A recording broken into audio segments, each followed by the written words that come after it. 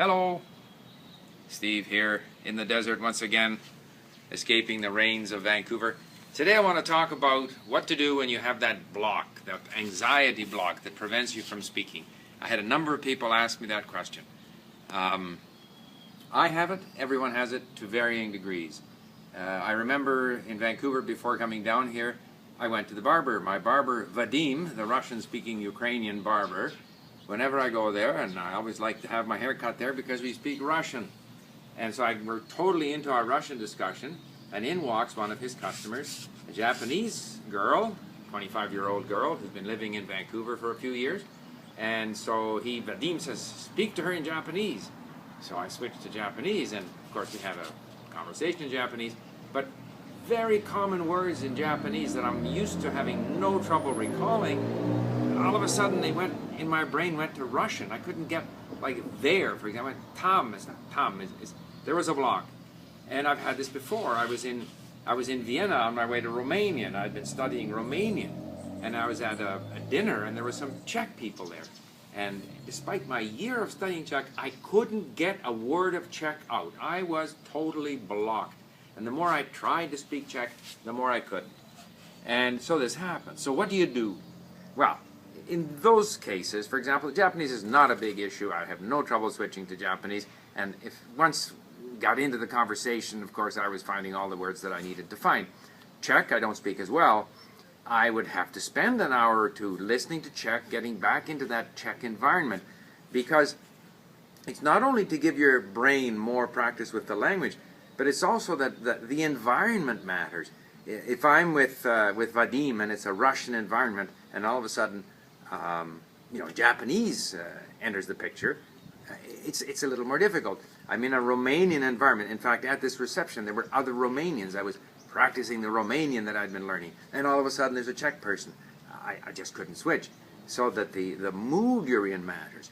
It's also often a matter of how you relate to the people you're talking to. Some people, I've noticed this, I speak a language that I'm learning or I don't speak so well, I speak it better with certain people than with other people because it creates a sort of a pleasant,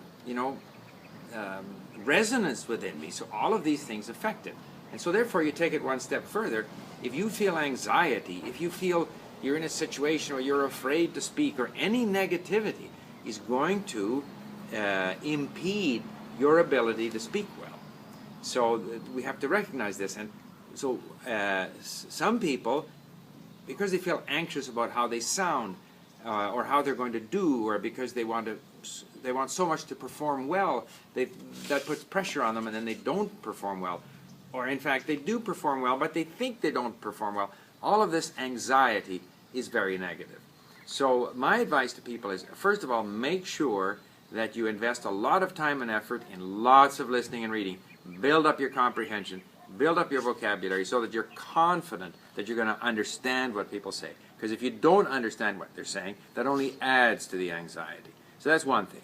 But the second thing is, if you feel this anxiety, you have to recognize that it is in a way, it's not real. It's a form of obsessive compulsive behavior. It's like people who feel they have to wash their hands every 5 minutes. It's a pattern in your brain that is telling you that you should feel nervous and you should feel uptight, and all of this prevents you from retrieving words that you have in your brain, and it prevents you from speaking as fluently as you could. So there I have mentioned in a previous video on several occasions, in fact, the work of Jeffrey Schwartz, who wrote a book called The Mind and the Brain, where he points out that the mind, our determination and our willfulness can influence how the brain works. And when he has clients, patients with obsessive compulsive behavior, rather than using drugs, he has a treatment which is based on getting these patients to recognize that this behavior pattern is not them. It's something that the brain is doing, but that they can, in fact, get the brain to stop doing. And so you have to say to yourself, if I can reduce the tension and the pressure and the anxiety, then I'm going to do better. So therefore, every time I communicate in the language, I should say, good, I communicated. Not worry about what I missed or forgot or worry about how I sounded. Simply say, I did well. I did as well as I was able to do. And if I continue speaking and listening and reading, I will only get better. I will not get worse. In other words, try to remove the anxiety. Now, that sounds easier said than done. Many people will continue to feel this block. And I guess you just have to train yourself. Recognize, this is not me. I don't have to feel this anxiety. I can, instead of feeling the anxiety, I can bit by bit recognize that I'm doing well. And if I take some of the anxiety away, I'll even start doing better. And so that I will continue to improve.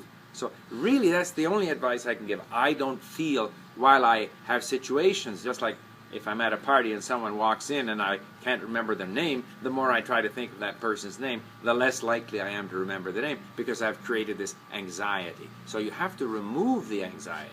Now, how you go about doing that, again, recognize that it's something you can do.